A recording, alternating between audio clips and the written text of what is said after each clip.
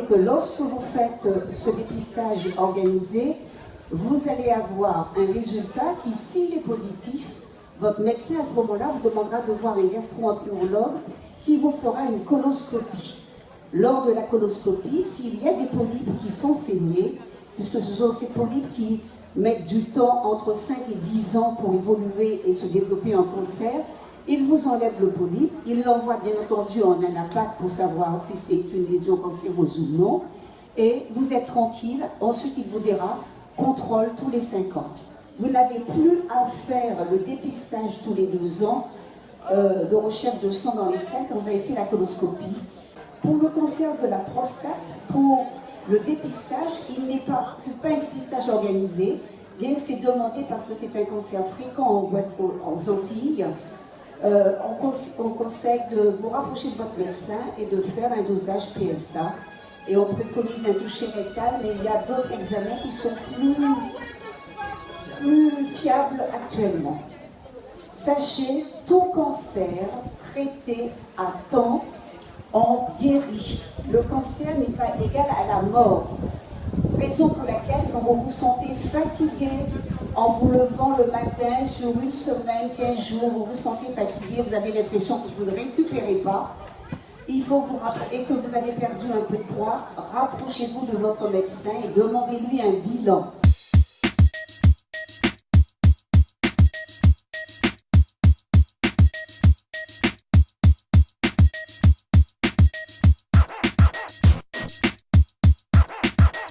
Bonjour, nous sommes le réseau HTA Goad. C'est un réseau qui a été mis en place depuis plus de 10 ans. Là, sur le stand, nous effectuons des dépistages de tension artérielle, mais l'objectif, c'est surtout d'éduquer les patients à l'automesure, hein, c'est-à-dire de prendre la tension eux-mêmes à la maison, dans de bonnes conditions et avec la bonne technique. Nous proposons aussi aux patients hypertendus un programme d'éducation thérapeutique. Donc, venez nous voir pour savoir comment vous pouvez bénéficier de ce programme.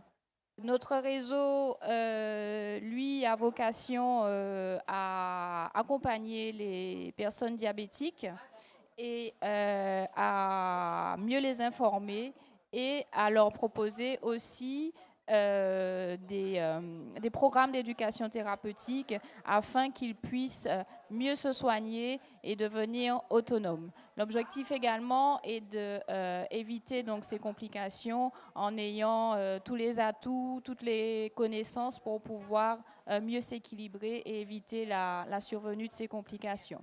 Donc voilà l'intérêt du réseau diabète.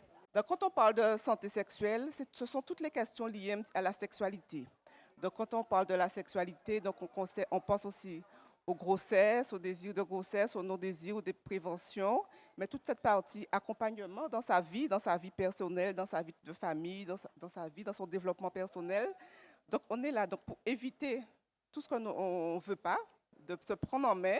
Donc, dans la prévention, on fait la contraception, donc éviter les grossesses non désirées, éviter les grossesses quand on est trop jeune.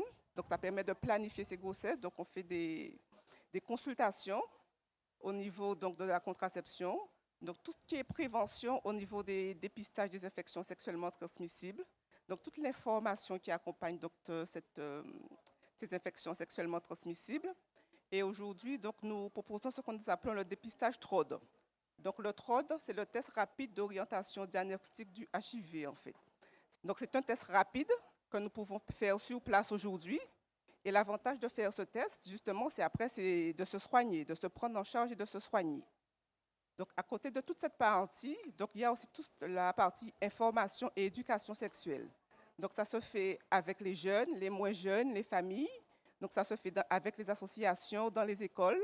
Donc, il y a toute une équipe qui se déplace vers justement ces jeunes pour donner justement cette information et éviter justement qu'il y ait effectivement des incidents, des accidents, surtout être épanoui dans sa vie.